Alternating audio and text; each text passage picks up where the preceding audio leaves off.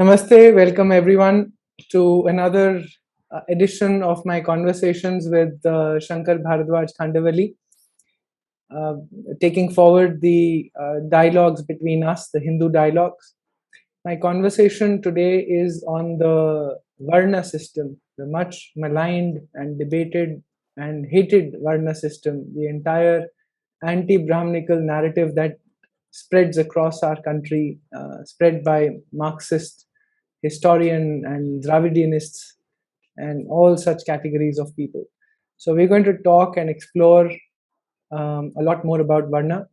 Okay, good, Shankar. So I'll start with fresh in my mind is just a conversation, a lecture by Smita Mukherjee. She and Dr. Rinku Vadera are rewriting history books, and we are from Saryu Trust. We are trying to seed fund an organization called a Council for Historical Research, where we are rewriting history books. We've done class 6th and 7th, and Smita leads this project. And we're hoping to release this on 15th August as a matter of national shame that we still have not rewritten our history books from our perspectives, right? We're still telling the story of the invader. So, on the question of Varna and caste, Smita took the stand yesterday that all evolved civilizations and societies actually have classification of society based on workforce.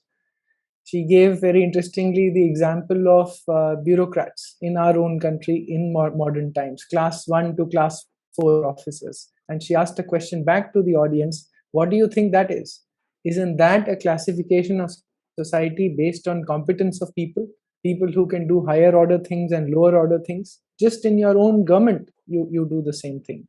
Why would societies not do this? Why are we apologetic about this at all?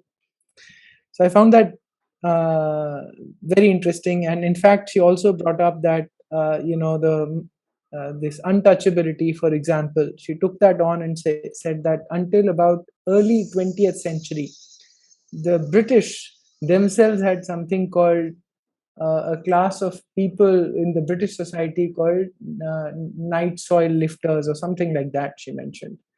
And it was only just a few decades ago that this was abolished. But so she says they all do this. So why only keep pointing things to Hindus? So we'll start with that and start with your views on this.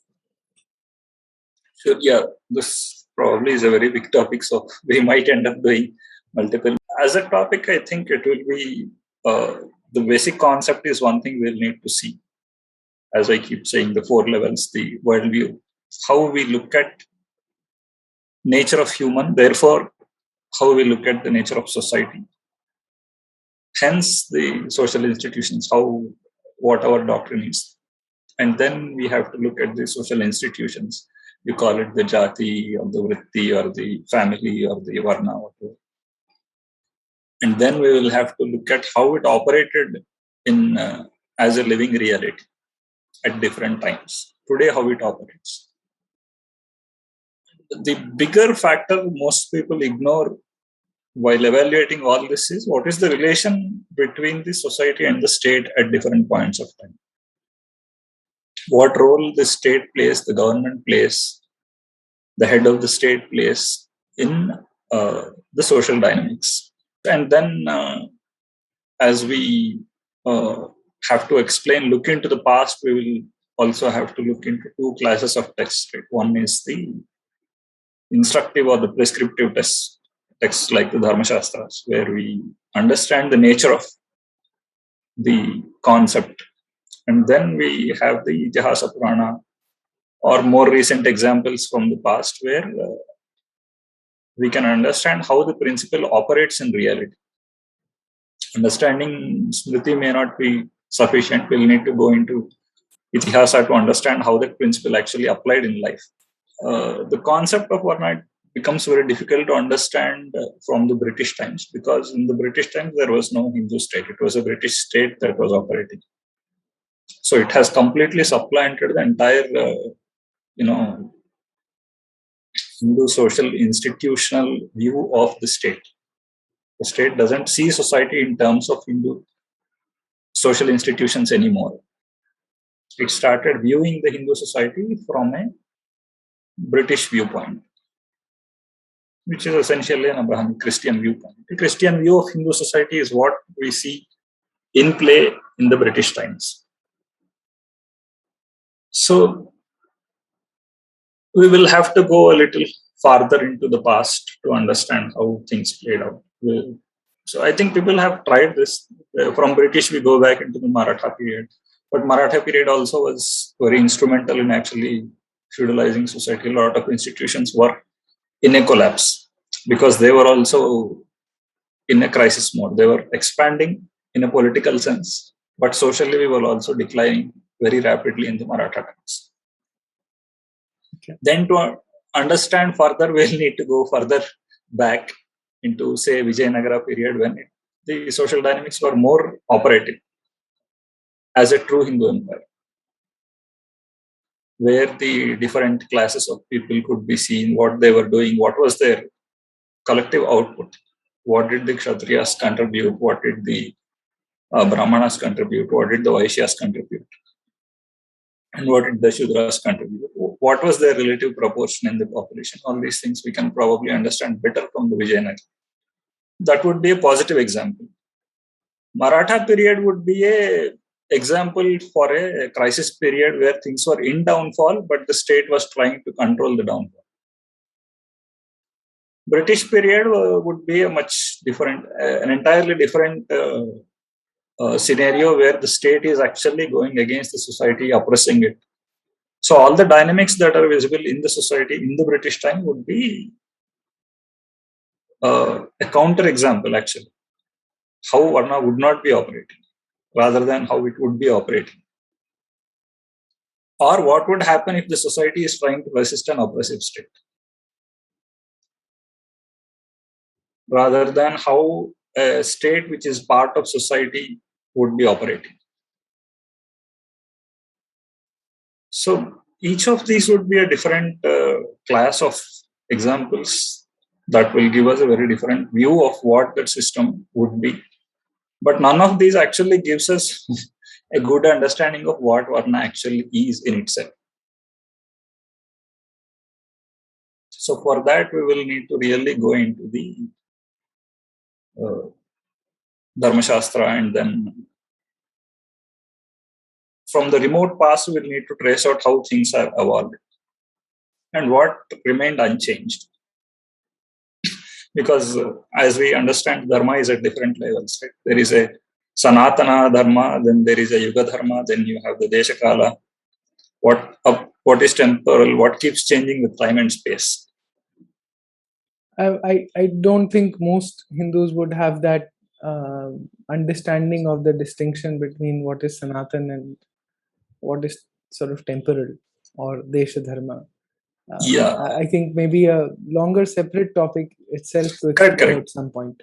Yes, we'll have to put the chart and explain as we go in. Probably Dharma Shastra itself, we can devote a session for that. But if we separate this, we'll understand because Varna is actually, Varnashrama is a Sanatana aspect of it. It's not, it is not exactly temporary. It is not Deshakala layer of Dharma. Varnashrama is permanent and it comes from a macro view of the world. So this is the institutional view or how society would look like from a dharmic perspective. At the micro this is the micro at the bottom, and at the top is the cosmic or the macro view. Here the Rita operates, and at the bottom the Dharma operates. Dharma is the operating principle of righteousness, which works in every being. And Rita is the cosmic order.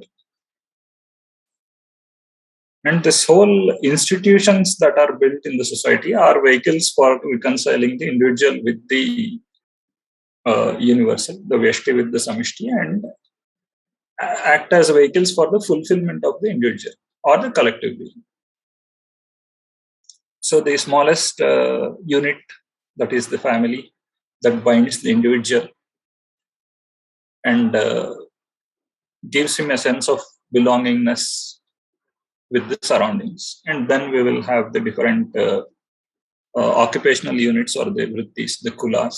Then we have the jatis, which are slightly bigger, cultural units, if you want to call them. So these are all non-hierarchical, the extreme right. And then we have extreme left, where we have the lineages, sampradayas, or the traditions that flow with time. In the middle is the hierarchical system, which is the state or the Rajya, where you see a proper hierarchical arrangement of institutions. You have the Mantranga, you have the Amatya, the executive is there, then the ministerial is there, then you have the administration, military, the different wings of the state, where there is a proper protocol of how power flows. And above this, at the macro level, we have the Vishwarupa, how the primal universal being is, a conception of how the primal being or the Purusha, Virat Purusha is, and then what is the nature of that being, and how that nature of that being maps to the individual is seen at the bottom level. So the reconciliation between these is how all the institutions come. So from that perspective, the Varna is actually a macro. And it is visible not just in human beings. It's not a social dynamic, is what I'm trying to say. It is a collective operating principle, but it's not exactly a social segregational principle. Varna will be seen. So the basis for Varna is the guna, right? The Prakriti or the matter has three qualities, the Sattva, Rajas, Tamas. Based on these three qualities, the four Varnas come. Pure Sattva is Brahma, Sattva Rajas is Kshatra, Rajas Tamas is Vaishya, and the pure Tamas is the Shudra. So these four Varnas come from three qualities. All three qualities are natural qualities. These come from the primal mother, the nature. Therefore, each is a manifest way of divine only. It's not as if one is divine, one is not divine. So these qualities would be there in every aspect of nature, in humans, in flowers, in fruits, in trees, in plants, in birds, in grahas, in the devatas. Every known aspect of nature would be having the three qualities. Therefore, they would be having the Varna. How is that relationship? How does that form? So the relationship of Sattva or Sattva Rajas, you said Sattva was Brahma, and then Sattva Rajas is who? Yeah, Sattva Rajas is Kshatra. So there are three gunas and you're four saying Varnas. Sattva is Brahman. That's the. It maps to, yes. It maps to Brahman. Okay, I heard Brahma. Okay, Brahma. Brahma is Brahma, Kshatriya, Kshatra. It's like this. Brahma not in the as a Devata Brahma. So Sattva Rajas leads to Kshatra. Could you repeat that? Kshatra, then the Rajas Tamas would be Vaishya. Tamas is Shudra. Okay. So a tamasic being basically, but you have tamasic devatas also, you have graha devatas also, you have the tamasic ones, the sattvic ones, everything. So this is how the nature is. This is a view of understanding the nature and understanding the universe. That is why I put this at the macro level. And from that understanding, how would we create our social institutions in a way that every being has his salvation or the Mukti Marga? Because Mukti is not a reserved thing for one group or one type of people. Each being requires Mukti. Each being's natural consequence is Mukti. Ultimate consequence of every being is Mukti. But the paths would be separate, manifold in fact, dependent on what is the nature of the being. So the various Mukti Margas come from that. So it is not that the Brahman has a higher chance of mukti, for example. No, not at all. There is no guarantee that a Brahmin is more entitled to mukti than a insect. That insect might have matured in the previous life so much that it would require only very few moments as an insect to get mukti. So nobody can deterministically say this is where you currently are. Very interesting. So Mukti Marga is, Mukti is absolutely for everybody. So in that context, just stay with me here for a minute. Basically, my worldview, at least, how I've framed it, has been that the Atman, or the Your being.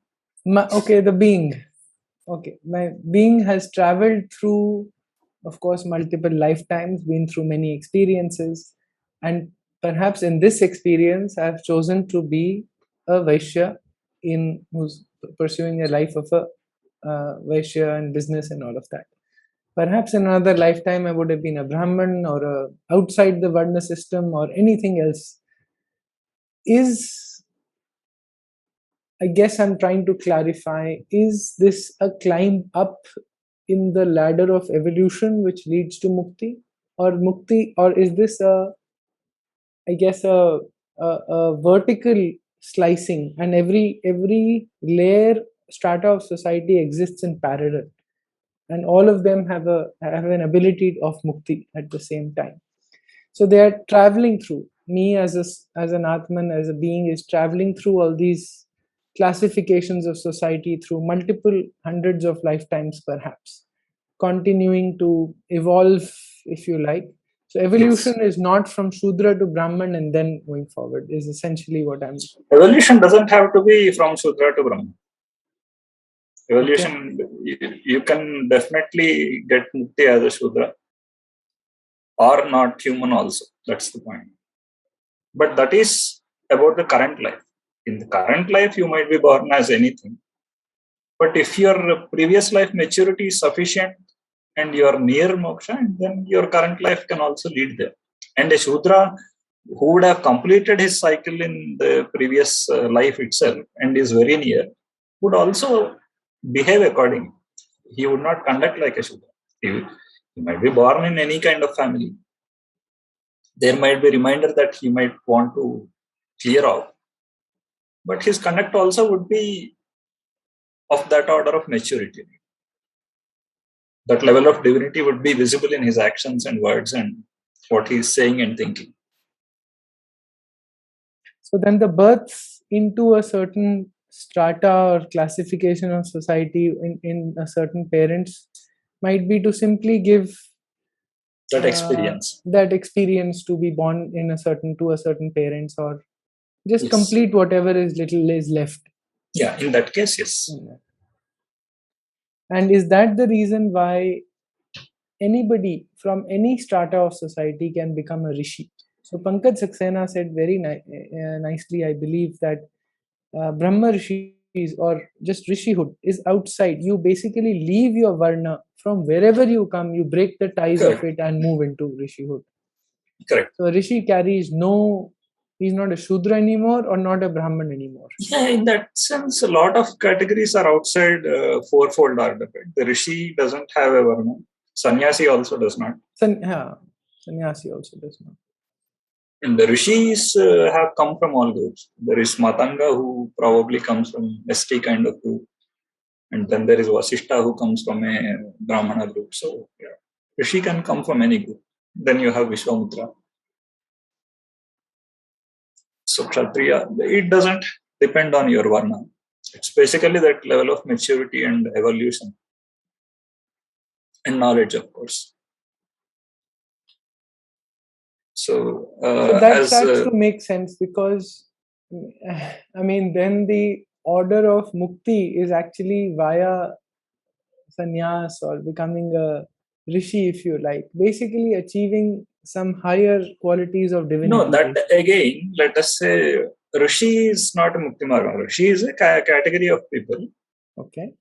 who are more contributing universal knowledge and to the universal spiritual, whatever you want to call it, that tapas that they are doing for Loka Kalyana.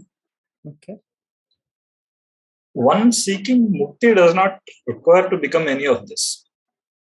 You can get your mukti is about your own fulfillment, your evolution, internal evolution, and remediation of your prarabdha. Once that is done, you get liberated. So a lot of unnamed people, countless unnamed people, just fulfill their things and they just disappear into thin air. They would have achieved mukti. They wouldn't become popular, or it's not necessary somebody is getting mukti, he will become a popular being. You may not even know people who are getting mukti.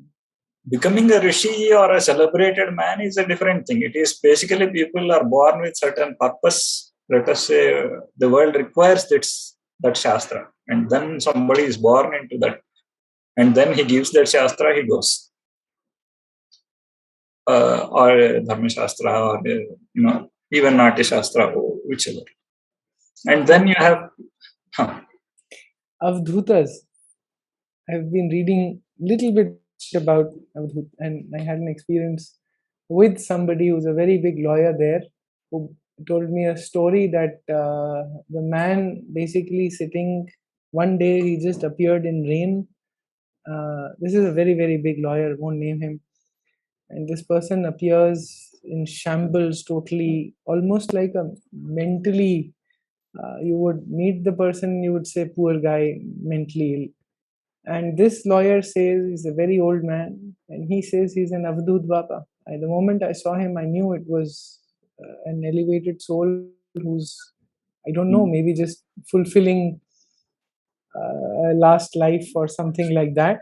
He, sat and he gave him something to eat, and he lit up a fire out of nothing, sitting in rain. While it was raining, he lit up a fire and ate. And as he had no botheration with where he is, how he's living, concerns about recognition, nothing. He's lost in his own world. He doesn't care about where he's eating, where he's shitting. None of that. Yeah. Is that also a person, are Avadhut people in their own Mukti Marg in some ways? It's very intriguing for me. So so these are two. That's what these are two separate things. One is the Karana Janma, where people come with a purpose, like the rishis or the avatars, or at a next level vibhuti is there. Then you have avadhutas. They come with certain purpose and they go. That even is the modern day, even the gurus, not only modern day, but any gurus, Ramana Maharshi, purpose, come with a purpose. Yes. So that is Karma Janma. Then you have another kind where that evolution happens and people get their liberation. There is an overlap, of course, but not everybody who's getting liberated would be a celebrity, or he would not even be known to the world. If his thing is just to fulfill his thing and go, then he will just do that. And then there are people who come down with a specific intent of Loka Kalyana. They want to contribute something to the world. That is a Karana Janma. Right? So those people, let us say, people who have given us the Kavyas or the Shastras, or people who have established traditions. So again, these can come from any group. In fact, Vishnu has taken avatars as an animal, as a Kshatriya, as a Brahmana. So in one Purana, they say, which kind of idiot would want to be born as an animal? It is not. That is the way of the things. There is no discrimination at the divine level. It is all kinds of purposes are equally important for the divine. So he would be born as a pig also, as a boar also, or as a Brahman also. It doesn't matter. You can actually contrast this with how the Buddha sees. Bodhisattva is born only in Brahmakshatra families. He is not born as an animal or Shudra or anything. Vishnu is born without any discrimination in any form. It is basically the universal understanding is there inherently in the Vedamata. That is why everybody inheriting Vedamata actually can think universal.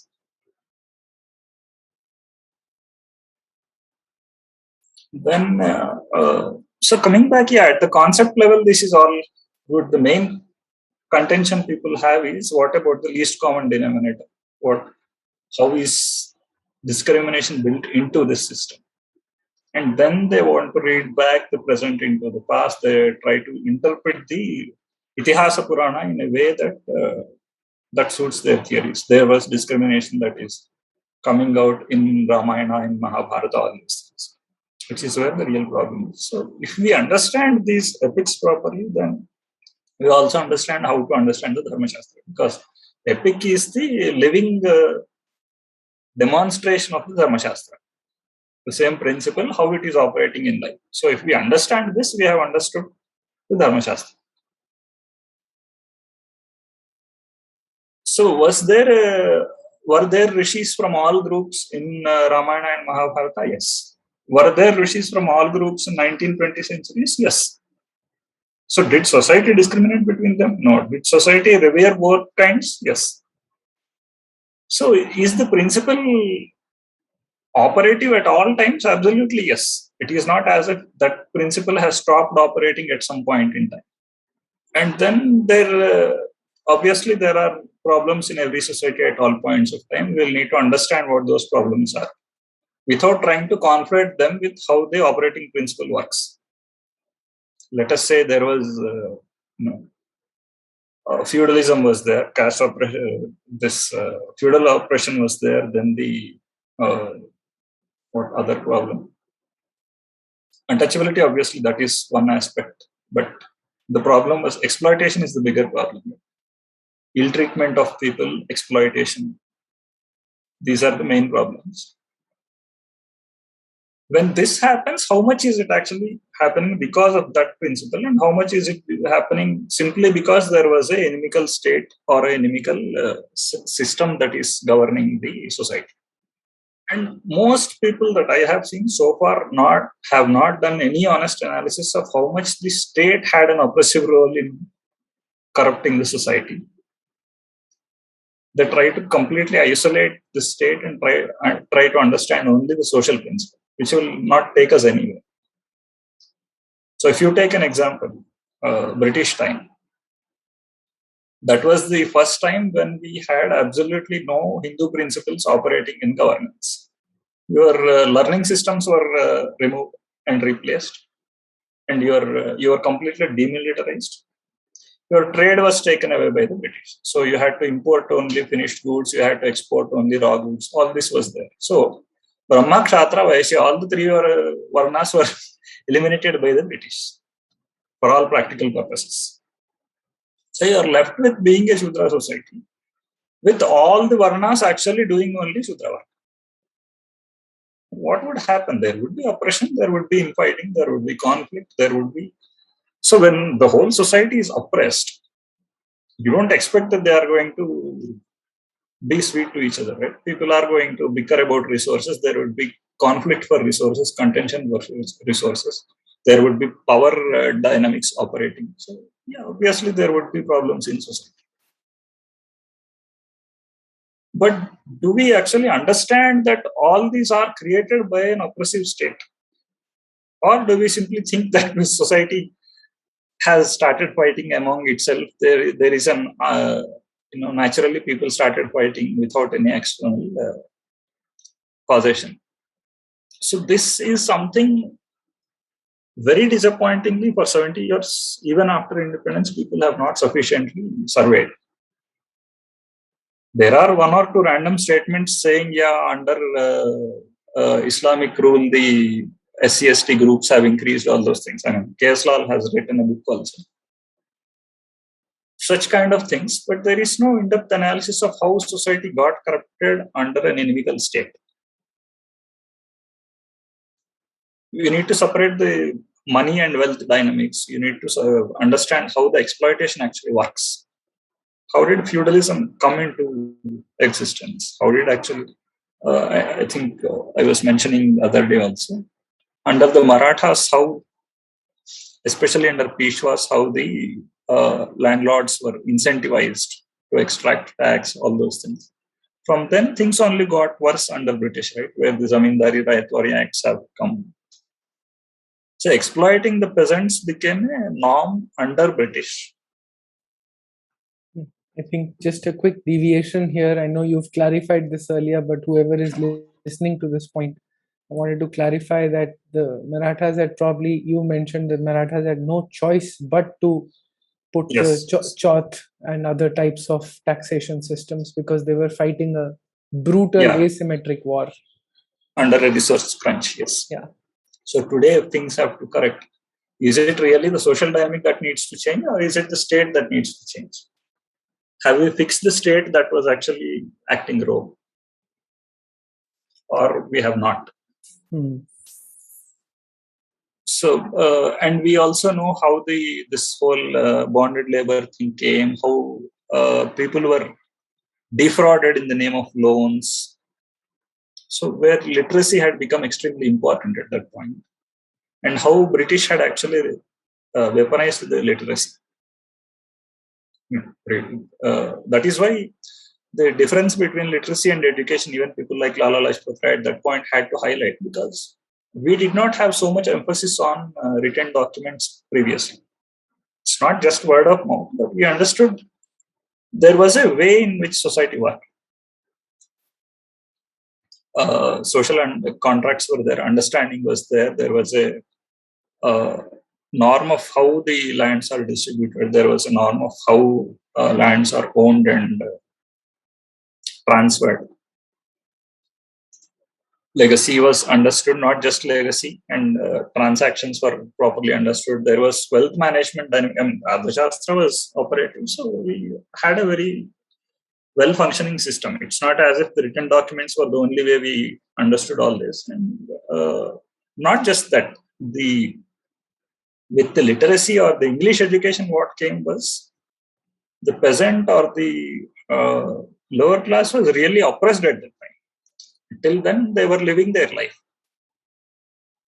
And the literacy became so important, only people who did that schooling or whatever, they started getting jobs.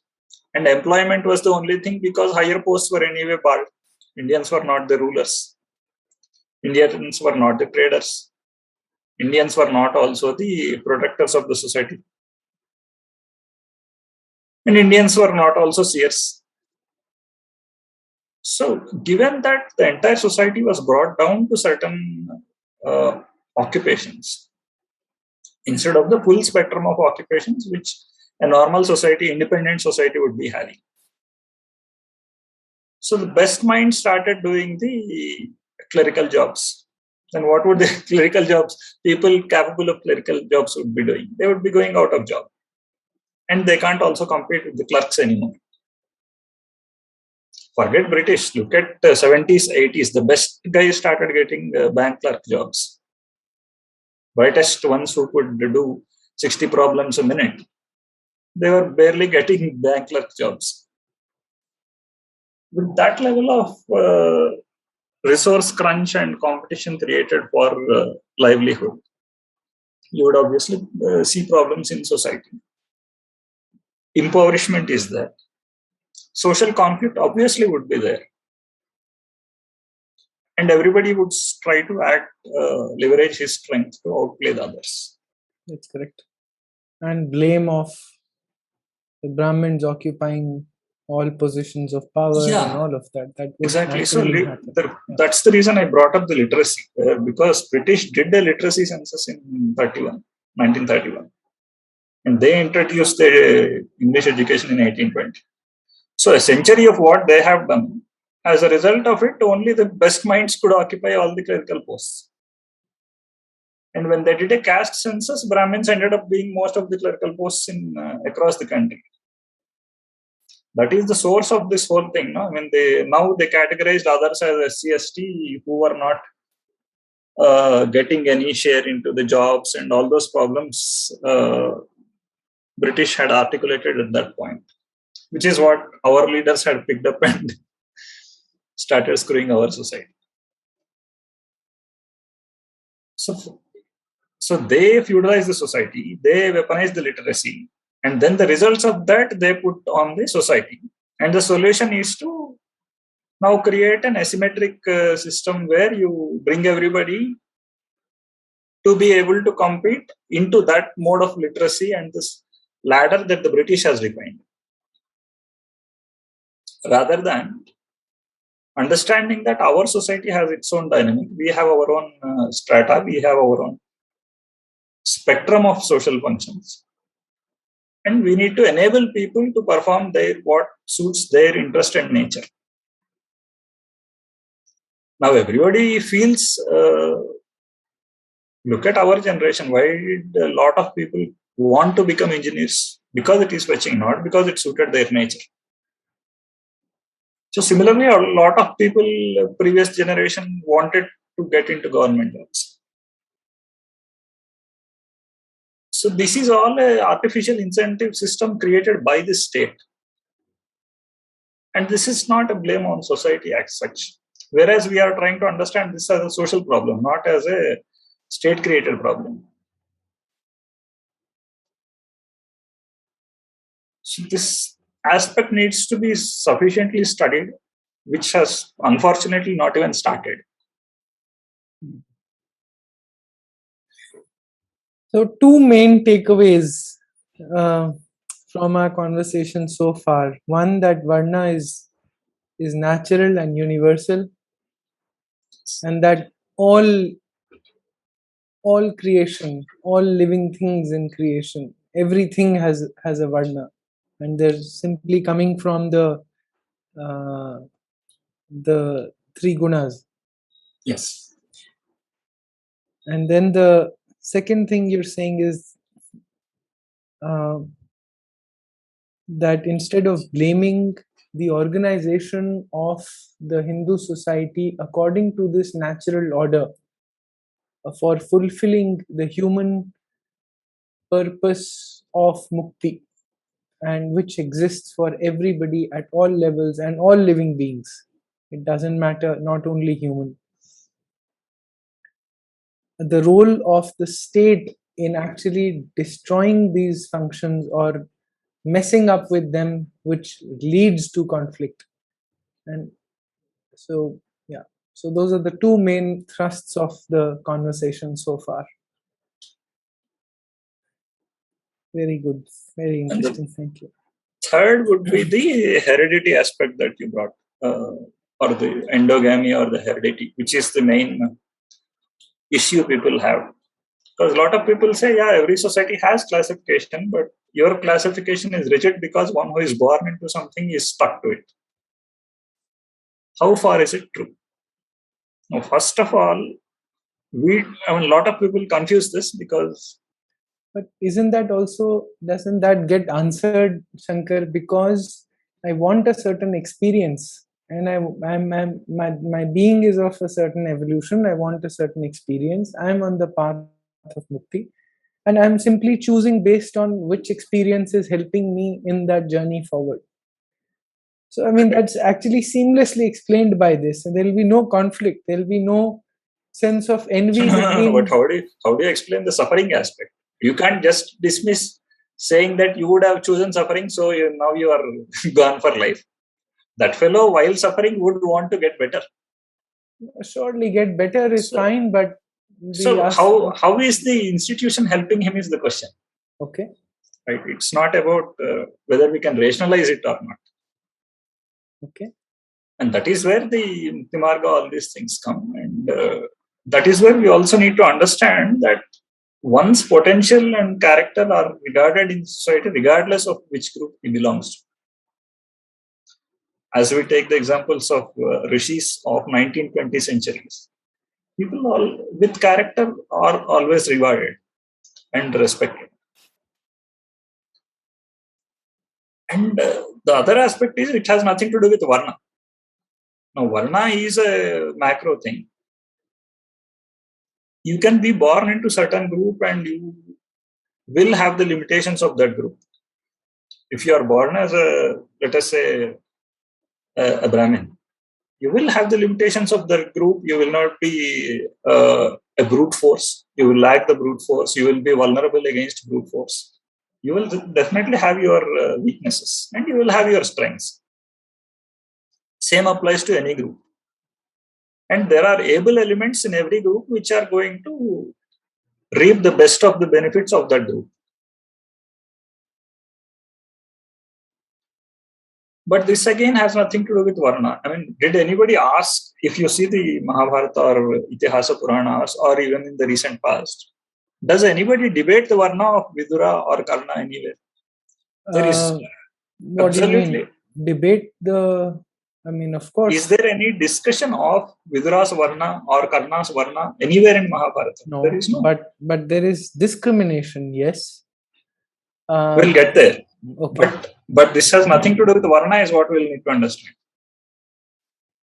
Yeah, but Karna is called a Sut. So Sut Putra. Suta kahan ka Varna hai? I mean, there is no Varna like Suta. There are only four. But it just seems it's like a jati, Correct. So which separate seems that. to be of Yes. a... Exactly. So same with the 19th-20th century also. There is no Varna operating anywhere. Yeah, but that's not true, right, Shankar? Because, I mean, jatis would have an association with the Varna you belong to. I mean, where? That's what I'm asking. Like the Punjabi Khatris or the Rajputs are belong to the Kshatriyas. So, I mean, you can call it anything, but so what is my question? Yeah, so Sut would probably be how does Shudras. It matter? So Sut would be Shudras. I'm guessing. I don't know. Right? What is the relevance is my question. I mean, there is no relevance of any Varna there is my point. Vidura continued to be a minister. Yes. With no debate on his Varna, with no discussion on his Varna. Karna continued to be a king with no discussion around his Varna. No, Arjun refused to fight him because he's not a king. So Duryodhan had to... No, not because he was that royal prince. We will get there. Okay. What I'm saying is, we will need to... So, and in 20th century also, 19th century also, there was a problem. But we are misstating the problem. Mahars had suffered a status depletion in 19th century. There is no question about it. It is not a Varna dynamic. Now, do you debate the Varna of Ambedkar even today? You don't debate his Varna. He doesn't fall anywhere. Whether he falls somewhere or not is also irrelevant. For what he is doing and what he is born into, where he is, what he is trying to do, is his surroundings accepting him is the main question. That is how to understand this dynamic.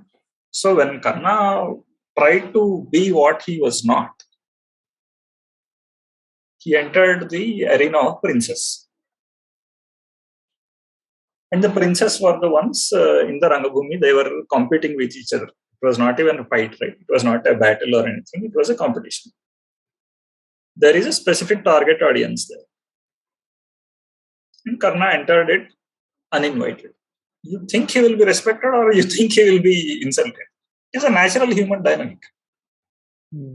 There is a money power operative principle, right? Somebody will be respected for his character, somebody will be respected for his knowledge, somebody will be respected for his valor. And somebody trying to enter situations where he is not the best fit will face problems in various forms.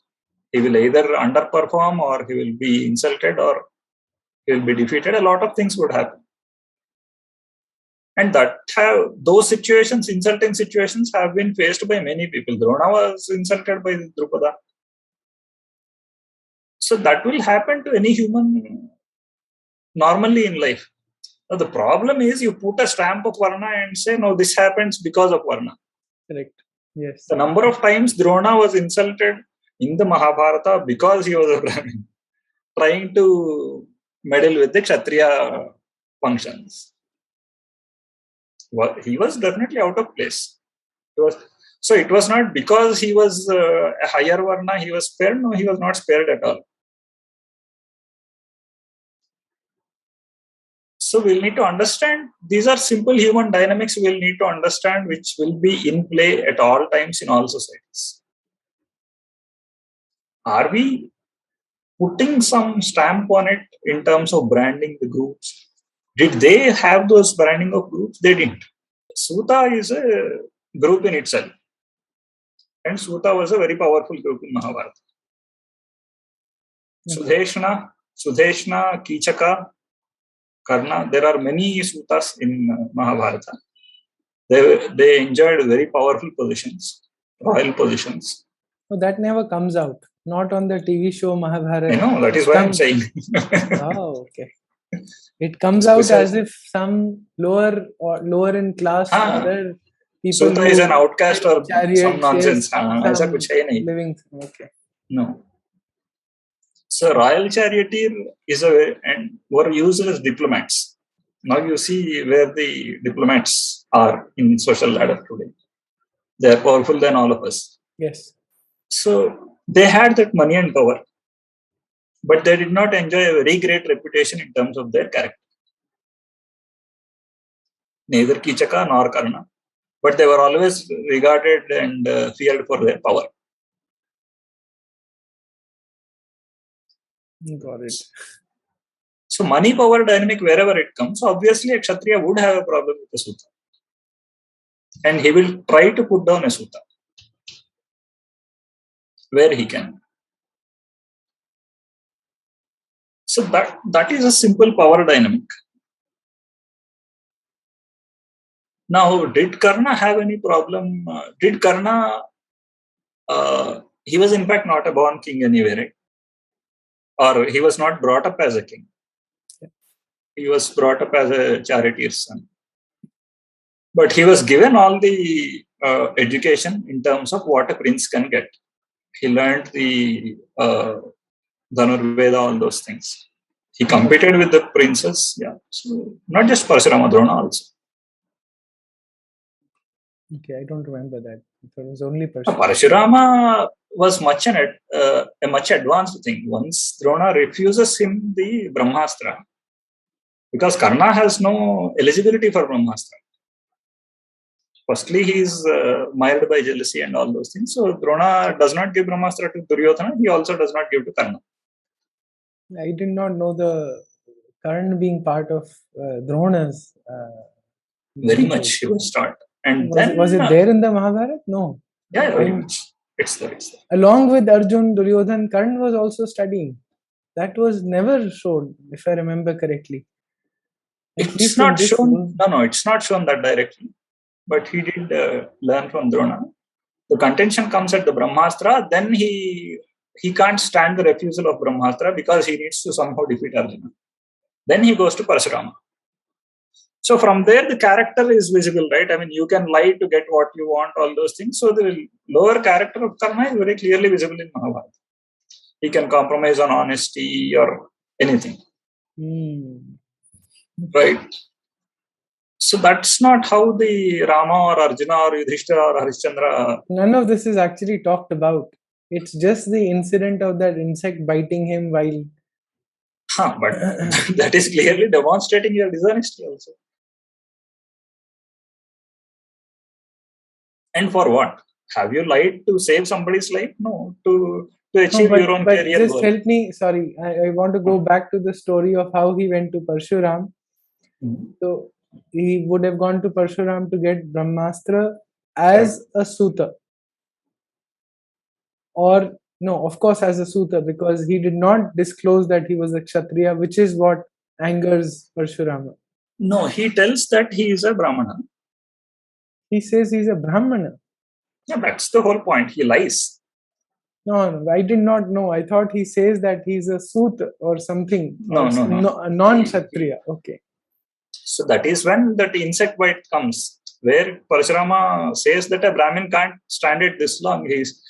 His body doesn't allow him to tolerate this. Right. So again, that's the vulnerability of a Brahmin. So we'll need to understand the weakness as well as the strength. And the Guru clearly understands. So again, it is the character dynamic. It is not a Varna dynamic in play. An honest fellow would be received by Guru much better. It is the dishonesty that puts off the Guru. Then the curse comes. And where the curse also applies, right? I mean, he is very clear. The Bhargava and other astras that Parashurama has given, Karna could apply in the war. Only the Brahmastra, he could not. And it is also given that after he has learned it, Brahmastra applied on Karna did not also work. He does get protection from the same Brahmastra. The only thing he's refused is his application of it on others. So when Arjuna applies Brahmastra, Karna doesn't get killed. He survives on the 17th day, I think. So the extent to which Guru can be merciful, he will be. So the punishment also, they are very calibrated, the rishis.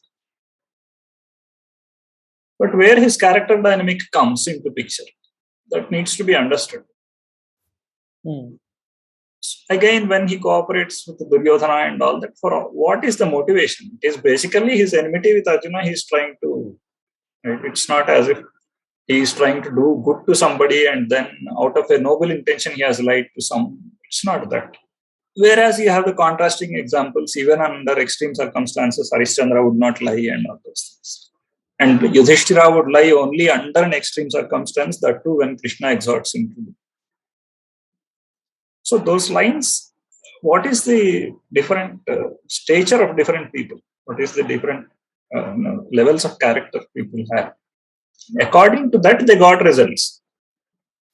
Now, Karna has sided openly with Adharma because it is his innate nature.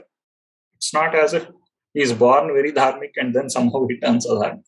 His nature was itself like that. Therefore, his boons also don't help him. Whereas Arjuna, being a dharmic man, his curses also become boons for him. Like when Urvashi curses him to become a eunuch, then that will be useful for him as a boon in his Ajnatavasa. That is the lesson that the Dharma Shastra is teaching us. If you are dharmic, your curse becomes a boon. If you are adharmic, your boon becomes a curse. Yeah, unfortunately, this narrative is not discussed. These conversations don't happen. That reminds me of Thomas Sowell. I keep coming back to this group of Milton Friedman and Thomas Sowell in our conversations. Sorry. He says that one of the painful signs of years of dumbed down education is how many people are unable to make a coherent argument.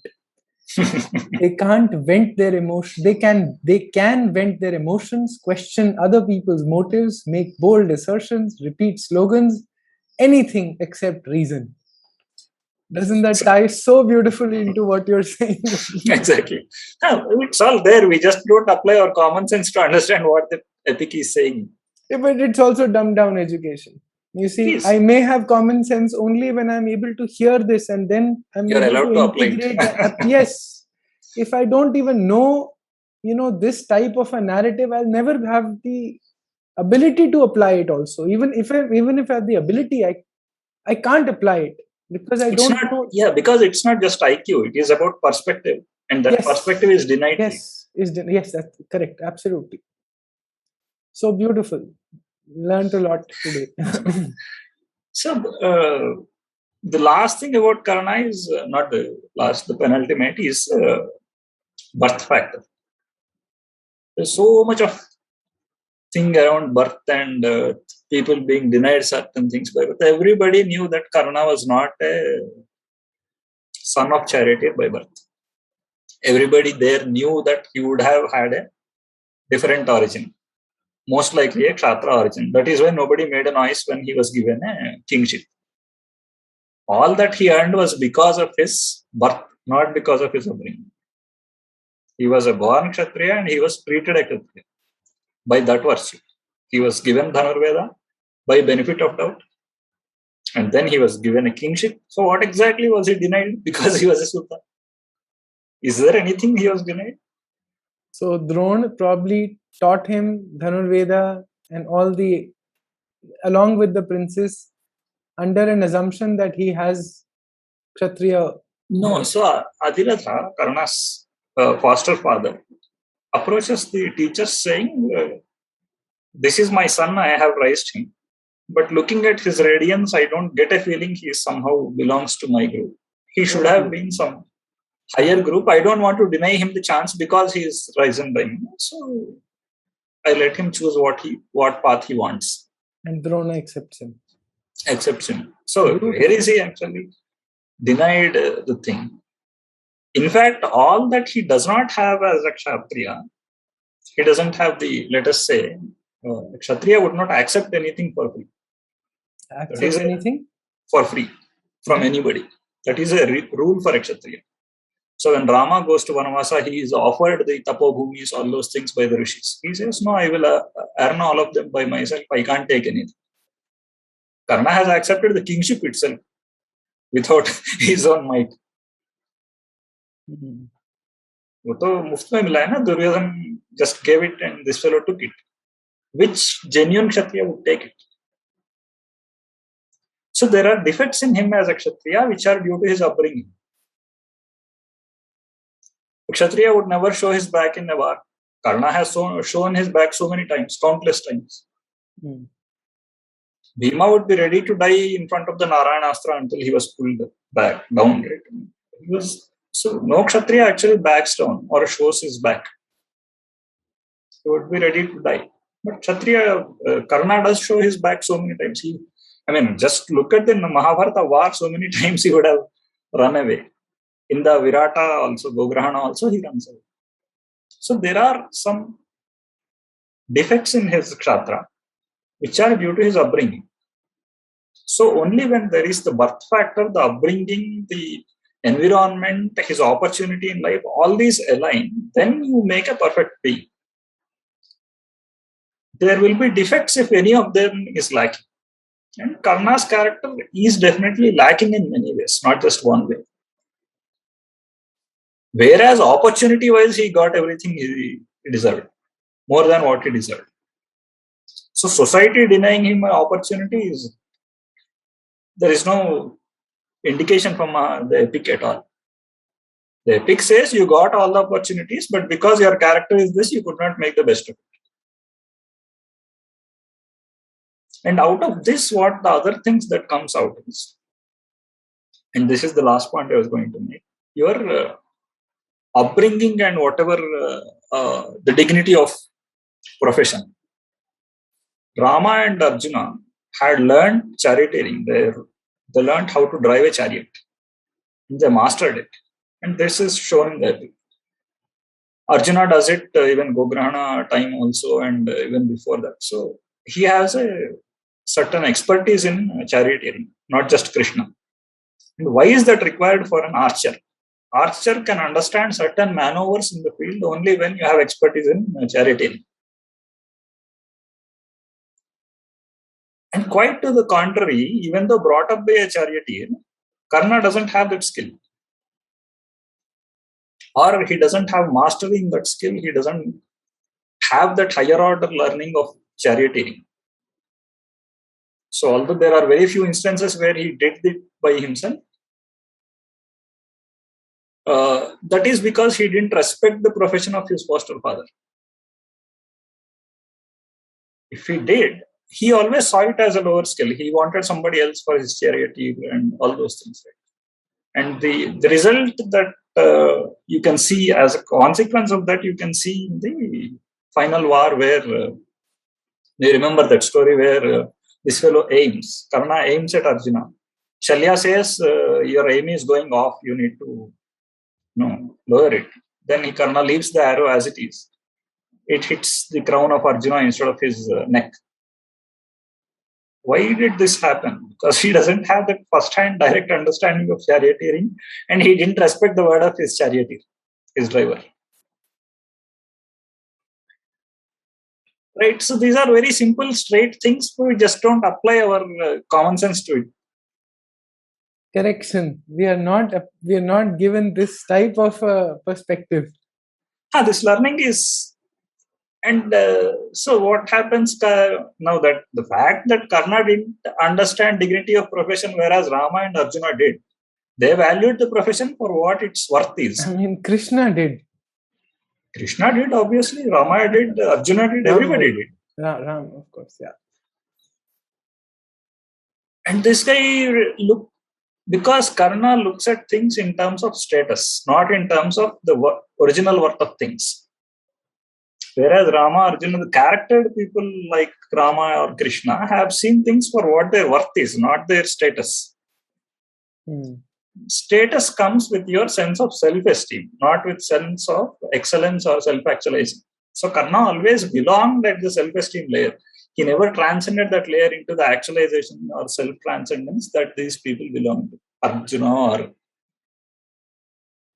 right. So that's what needs to be learned. Beautiful. Now we can come to your Ekalavya thing. Okay, let's go on. You had a question actually. You didn't ask. I blocked you from asking the question. No, so same Eklavya. I mean, you know the narrative there that he belongs to a lower caste, and that is why his thumb was asked to be given away. So it's the same. Yeah, there again, is it a group thing? Yes, partially. But is it a question of qualification? Yes. Ultimately, the teacher is the decider of what your qualification is, whether you qualify for certain education. So that Drona taught only the princess, he would not teach others, was clear. Or he can make exceptions, but he can also decide who deserves to be given exception. The question is, why did he have to be penalized? Why did his thumb have to be taken out? Or also, why would Drona not ready to, if he was ready to tutor Karn on a doubt or give him the benefit of doubt, why would he not tutor somebody as skilled who does not come from, who's not born into a princess family? Correct. So skill is not the point there. So Karna, although he did not belong to the same league as Arjuna and Yudhishthira in terms of character, he also had certain level of restraint. He also gave danas. He also had certain level of character. He gave a word, he stood by it. That level can't be expected from a Nishada, right? You need to profile character along the lines of what the person is capable of doing. So are you going to put nuclear weapons in the hands of Pakistan? No. So it's not. Can it retain and exercise the restraint to ensure it can apply only on the right targets? So Ekalavya, as a learner of Dhanurveda, does he have the character to restrain? I want to pause you, interrupt you there once again. I don't know who was talking to me. Was it you who talked about restraint as a principle of a good Kshatriya? Was it our conversation? I don't recall. Not ours. Not ours. So very beautiful, huh? So I'll bring up Osho at this point, and I don't know if this is true or no, but it just fits the narrative or fits the worldview of Ram. Osho says that Krishna in the Bhagavad Gita calls Ram the Dhanurdhariyon mein main Ram hu. So Osho asks during one of his discourse, he's asking his disciples, why do you think he said that? And Osho says that it is not because Krishna is any less as a Dhanurdhari or as a wielder of weapons than Ram, but it is basically the restraint that Ram is able to demonstrate as an example, right? So as a character, he's absolutely an ahimsavadi in some ways, or it's hard to explain, right? But nothing he applies until it is absolutely necessary. The amount of restraint he shows and then the fierceness of the use of weapons. Both of those characters existing in one person is what makes him so exceptional. Idealistic, to say that Dhanurdhariyon mein main Ram hu. Ideal Dhanurdhari. How does it fare in case of Ekalavya? Do we have any example? Yes, because you have the dog example. Point. Yeah. The dog example, Ekalavya very clearly shows he doesn't have restraint. Right? I mean, where he shows his skill, but he also shows he doesn't have the restraint. He can easily harm creatures. So you can say that Nishadas don't have this restraint. He understood, Drona understood all that, but there is a data point very clearly visible there. He had applied those arrows on a dog, which was just barking. It was not even biting him or anything. It was just distracting him, and then he is ready to punish a dog. Would a Kshatriya be willing to do that? Or is it expected? And if this fellow cannot exercise that level of restraint, does it qualify for higher order skill? You need to understand that Nishadas are already skilled in archery. They do a lot of hunting. So archery is something they already know. Just help me with what is the classification of Nishadas? They are, you can say, tribals, basically. Tribes. Yeah, tribes. Roughly. Yeah, so they would be doing a lot of hunting, and they hit the moving objects also. So they have that level of skill of archery. It's not. The Dhanurveda is a more rigorous military level of training, which can be given only to a qualified man. Does a Nishada qualify for it is the main question. Did Drona deny just because he belonged to a group, or is there data for us to tell that this man did not show that level of character at that instance by the time Drona had done this analysis?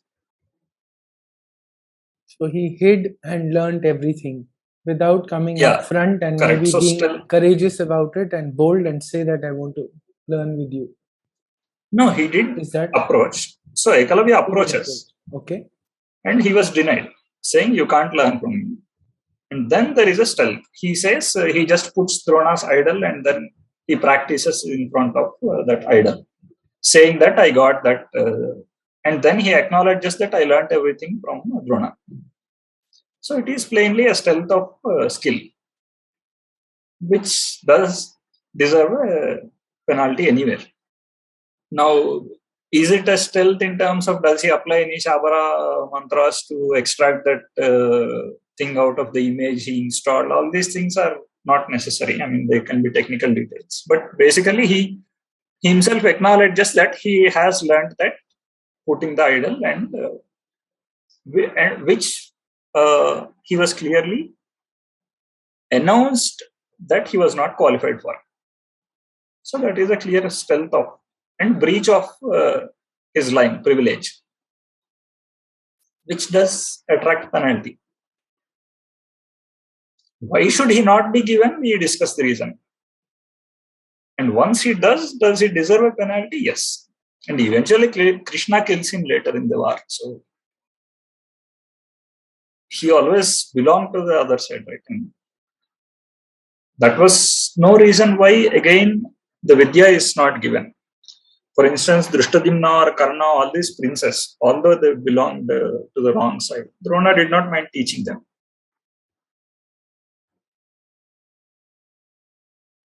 So it doesn't matter. Drona had his ethics very clearly laid out. He is irreproachable in that matter. Today's prism also, let us say somebody has learned some shooting. Okay, I mean, there are shooting lanes anywhere you can go learn. Can you obtain military order skills? Absolutely not. And if you do by crossing your line, you will be dealt with by the state. So that applies anywhere. I don't understand where the caste angle comes from. Of course, it comes, you can build up any kind of narrative saying this is oppression is because of caste, this is because of gender, all that nonsense anywhere. And you can pull up arguments from anywhere. It just doesn't fit there.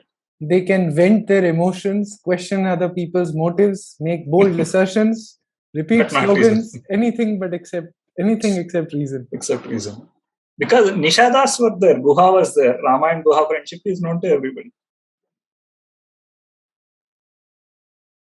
So we need to understand how the society at that time functioned rather than, and what was the operating principle. Was there really a ill treatment or anything? So going by Dharma Shastra, the principle that got applied, we can understand how the principle was actually applied. Was it fair or unfair? We can't say unless we understand the principle. We can't say I have my common sense notion of morality and equality, because that principle is totally inapplicable there. Excellent. We'll probably end this session here and go on to other Yeah. following sessions, and we'll Sure. also touch upon maybe Savarkar and Yeah. the other common view. Yeah, we'll The get to narrative the is called caste denialism, for example, and I think that more narrative problematic and inconvenient questions we can pick up. Yes. Sure. Wonderful. Thank you very much, Shankar, Okay. as always. And thank you for listening, audience. And please leave your questions when you watch this video, so that Shankar and I can pick up those conversations for all of us to learn together. Thank you. Namaste, Shankar.